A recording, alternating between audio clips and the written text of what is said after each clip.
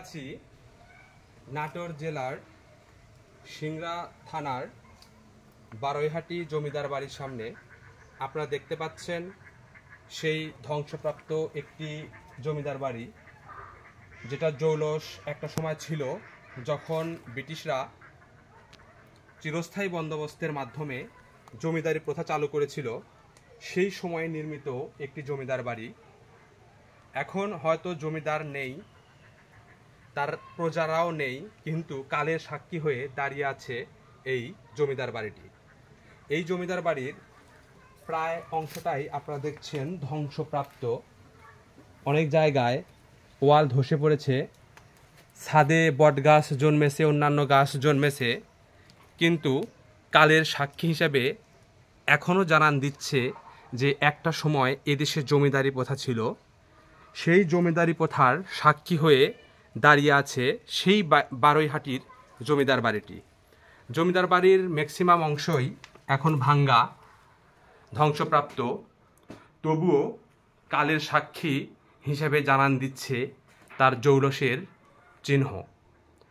এই জমিদার বাড়িতে কত প্রজাকে যে নির্যাতন সহ্য করতে হয়েছে, কত প্রজার চাপা কান্না যে ওয়ালে ওয়ালে মিশে আছে, এটা হয়তো আমরা কেউ জানি না। জমিদাররা এক সময় যে অত্যাচারী শাসন ব্যবস্থা কায়েম করেছিল, এই রাজবাড়িগুলো হচ্ছে সেই অত্যাচারেরই সাক্ষী স্বরূপ। এখন জমিদারি প্রথা নেই, মানুষ হয়েছে স্বাধীন, তবু জমিদারদের সেই হাড় হিম করা অত্যাচারের চিহ্ন হিসেবে রয়ে গেছে এই জমিদার বাড়িগুলো। তো প্রত্নতাত্ত্বিক দৃষ্টিকোণ থেকে যদি আমরা বিবেচনা করি, তাহলে এই বাড়িটির গুরুত্ব অপরিসীম।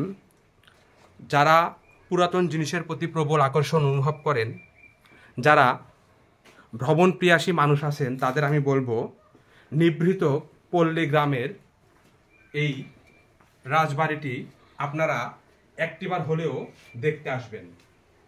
হয়তো সে আগের জৌলস নেই, ছায়া সুনিবিড়, গাছপালা ঘেরা, জঙ্গলের ভেতরে জঙ্গলাবৃত অবস্থায় পড়ে আছে এই রাজবাড়িটি।